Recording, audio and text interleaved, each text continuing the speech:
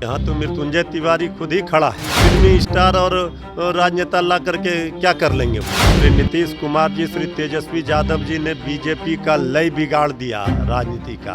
हम तो कह रहे हैं भगवान इतना सुबुद्धि कम से कम भाजपा वालों को दे। न पैकेज मिला, न विशेष राज्य का दर्जा, छोड़िए न पटना यूनिवर्सिटी को सेंट्रल यूनिवर्सिटी तक का दर्जा नहीं दिया। नमस्कार, लाइव स्टडीज देख रहे हैं। मेरा नाम उत्कर्ष है। 2 सीटों पर जो उपचुनाव है उसका मतदान आज शुरू हो गया है, मोकामा और गोपालगंज। देखिए हमारे पीछे लालटेन है और इसी लालटेन की बात इसलिए कर रहे हैं क्योंकि मोकामा और गोपालगंज में क्या लालटेन जलता है, लालटेन बुझ जाता है, ये आने वाला 6 तारीख बताएगा। हमारे साथ राजद के प्रवक्ता हैं मृत्युंजय तिवारी। सर, आज दोनों जगहों पे वोटिंग हो रही है। अगर गोपालगंज की बात कर ले तो वहाँ से ज़्यादा जो वोटिंग परसेंटेज है वो मोकामा की है। क्या लग रहा है, मोकामा में क्या होगा? नहीं, देखिए दोनों जगहों पर वोटिंग परसेंटेज अभी तक ठीक है।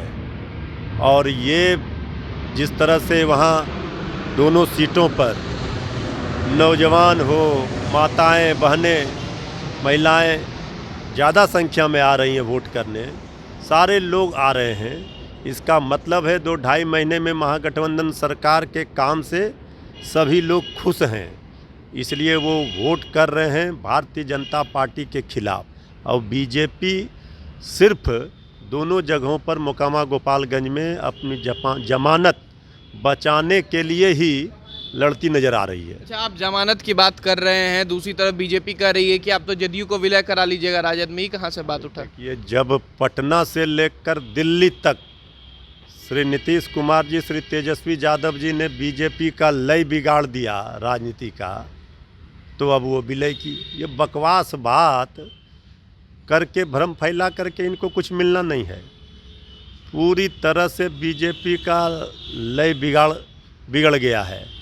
और अकेले आप देख रहे हैं कि किस तरह से आदरणीय नीतीश कुमार जी, श्री तेजस्वी यादव जी की सरकार ने काम करना शुरू कर दिया।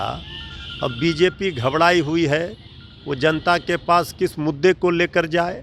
हम तो कह रहे हैं भगवान इतना सुबुद्धि कम से कम भाजपा वालों को दे कि केंद्र में जब तक सरकार में वो हैं तब तक तो कुछ बिहार को दे दे कि जनता के पास जा कर के ये सब बकवास की बातें करने से पैकेज तो दिया है बीजेपी ने। हम तो कहाँ कुछ दिया, न पैकेज मिला, न विशेष राज्य का दर्जा, छोड़िए न पटना यूनिवर्सिटी को सेंट्रल यूनिवर्सिटी तक का दर्जा नहीं दिया। भला बताइए अब ये बीजेपी किस मुंह से वोट मांगेगी? क्या किया बीजेपी ने, ये न बताना चाहिए। इसी से पता चलता है ये नकारात्मक राजनीति करने वाले लोग, इनके पास मुद्दों की कमी है।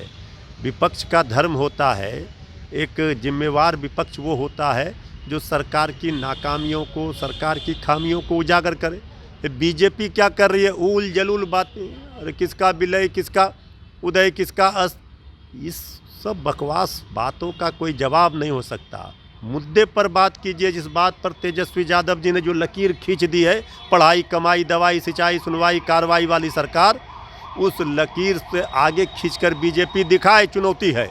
अच्छा, एक सवाल और है कि कल जब उपचुनाव, आज जो वोटिंग होने वाली है, वोटिंग हो भी रही है, और जब देखा गया कि अब चुनाव प्रचार का आखिरी दिन था तो बीजेपी राजनेताओं को उतार रही है, कलाकारों को उतार रही है, मनोज तिवारी आ रहे हैं, चिराग पासवान आ रहे हैं। क्या लगता है इससे वोट बदलेगा? अरे यहाँ तो मृत्युंजय तिवारी खुद ही खड़ा है।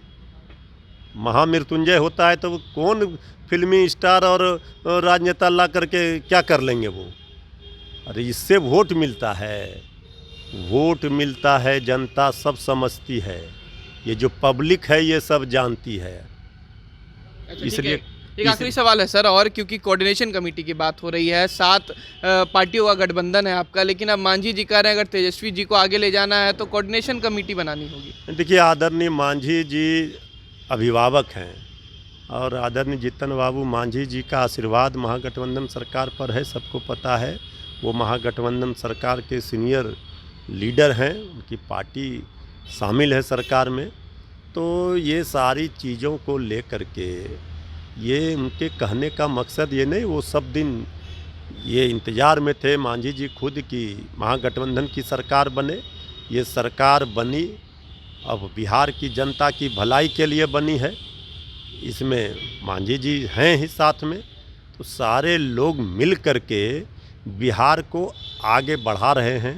बिहार की जनता के चेहरे पर खुशहाली कैसे आए ये सोच रहे हैं, और नौजवानों को रोज़गार मिलने शुरू हो गए, नौकरियां, और सबके लिए काम हो रहा है। तो ये अच्छी बात है, राज्य हित में है महागठबंधन की सरकार, और सब लोगों के उम्मीदों पर ये सरकार खरे उतरेगी, चाहे कोई जात हो, कोई धर्म हो, कोई गरीब हो, नौजवान हो, किसान हो, सारे लोग, माताएं बहनें, सब लोगों को जो उम्मीद है, जो आशा है, उसको पूरा नीतीश तेजस्वी की सरकार करेगी। थोड़ा सा इंतजार का, जो तेजस्वी यादव जी कहते हैं, मजा लीजिए। चलिए, बहुत बहुत शुक्रिया। ये थे हमारे साथ मृत्युंजय तिवारी, जिन्होंने साफ कहा है कि जो 2 सीटों पर उपचुनाव हो रहे हैं, जिसकी वोटिंग आज हो रही है, दोनों सीटों पर बीजेपी जो है वो जमानत नहीं बचा पाएगी। हालांकि कोऑर्डिनेशन कमेटी की मांग पे बचते नजर आए हैं मृत्युंजय तिवारी। फिलहाल खबर में सिर्फ इतना ही। आप हमारे साथ बने रहें। हमारे चैनल को सब्सक्राइब नहीं किया तो जल्द से जल्द कर लें। बहुत बहुत धन्यवाद।